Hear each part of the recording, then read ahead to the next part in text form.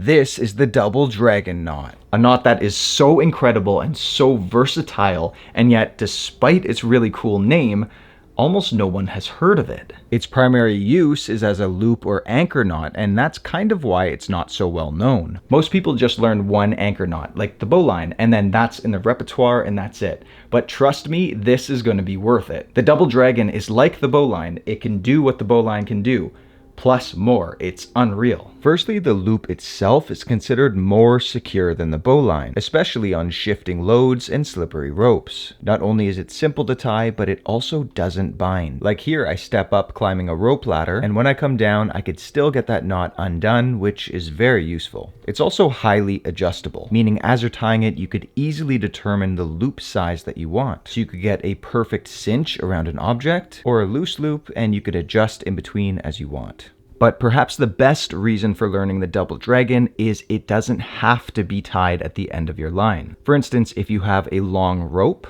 you don't have to use the exact end to tie it, which means it could also be used inline. So by just learning one knot, it could serve multiple purposes. So you can tie off a hammock, you could use it as both the anchor and the midline knot in a trucker's hitch rig. Just like this, you only need to know the one knot. It's a secure choice for both raising items up and lowering items down. And you could do this retrievable hang, which is one of my favorite ways to use it. And I'll show you later exactly how to do it, but it allows you to hang things like your backpack at a campsite to keep it off the ground, and because it's inline, you could tie more to hang other items too. And in the same way, it could be used as a retrievable ladder, which I'll touch on as well. But first, before I get to all the other uses, I'm going to show you how easy it is to tie. So there's two primary methods. One for when you're going around a tree or an anchor, and the other for when you're tying in line or just in the air.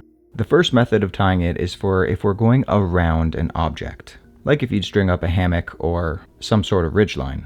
It has the same first step as a bowline. You might recognize this first overhand loop. Now it's called an overhand loop because the working line which we're using to tie is lying over top of the standing end, which is your main line that you're not working with. Now before we start, one thing that's always confusing is how do you remember to do an overhand or underhand? So personally, I imagine myself driving in a car.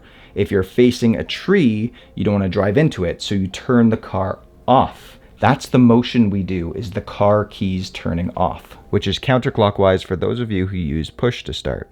So with that in mind, let's continue again. We create an ignition off loop, which is an overhand loop.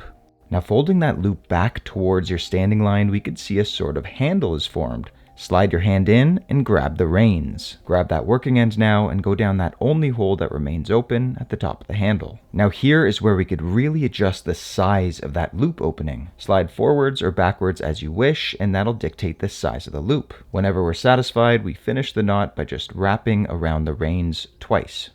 And now we just pull on the standing line to tighten it, and to dress it, which is making it tight and neat, we just pull on all the other lines individually. To confirm you've tied it properly, you'll see two horizontal coils with a U-shape wrapping around the main loop. And on the back side, you could see there's a definitive collar around that loop. And as a bonus, if you want to adjust the loop size even after the knot is tied, we just reverse feed one of the loop ends, slide it up to where you want your knot to be, and that'll translate to slack on your tag or working end, which you could pull tight. And then to loosen, we just do the reverse. Feed the slack back through, it translates through the two coils, and then eventually we could slide the knot down. Now after you tension it, there's two ways to undo the knot. The first is pushing up on the standing end, and the second is flipping it around to that collar and sliding the collar up. If it's really tight, then a combination of both of these methods will work the best. Once it's loose, unravel the coils and the whole thing comes apart pretty easily. So in fast terms, we wrap around our object, do our ignition off loop, fold that back and grab a hold of the reins of your dragon.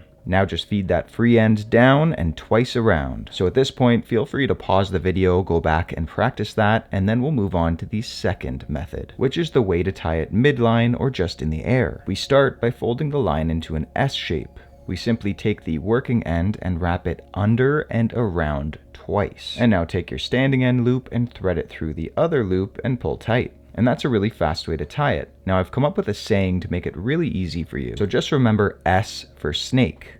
The snake coils under and around twice, and swallows its tail. And that's it. That's all you need to remember to do this. So the working end, it's the one doing the work, so that's the one that coils around twice. And the way you thread that loop through is in the same direction that you've been coiling. And after a little bit of practice, you'll be able to tie this off in just a couple seconds flat. So now that you know how to tie the double dragon knot, here's how to use it in a few of my favorite ways. 1. For a handle in the middle or end of your line. That handle could be used to drag or pull things, like this log. Number 2, if you need extra tension on a line, tie the double dragon as the anchor knot, and then tie another double dragon as the midline. Go around the second anchor and back through. Now pulling on this is what's called the trucker's hitch, which gives extra leverage so you could pull really tight. And to lock it in place, wrap around and through itself, that's called a half hitch. Number 3, remotely anchoring to a high tree. Cast your line over the branch you want to anchor to, and now tie a midline double dragon loop. Now feed the free end through that loop and just keep pulling until that double dragon cinches up on that top tree branch. The line you're pulling on will become taut, and at this point we could tie a few more double dragons onto that secure line. So 4 is keeping a backpack off the ground, and 5 is just adding more in line to keep multiple items off the ground and easily accessible. And in the same way, number 6 is creating a retrievable rope ladder, stepping up into each of these loops, and when you get back down, you could easily untie it, as I showed before. Now to get your rope back, you simply switch over to the other hanging line, and this lowers that line with the original double dragon. Eventually it comes down to you, just keep pulling, and the whole thing comes loose. So now that you know a few of the different ways to use it, I'm sure you're going to come up with your own. This is a knot that's super versatile, has the coolest name, and pretty much nobody knows about it. What more could you want? Well, now that you ask, maybe a sweet playlist full of other amazing knots, or survival videos where I actually use all of this and teach in a practical setting. Thank you so much for watching. If you want to support the channel, grab one of the Bare Essentials knot tying kits. I'm your friend DJ with the Bare Essentials, and thanks for stopping by.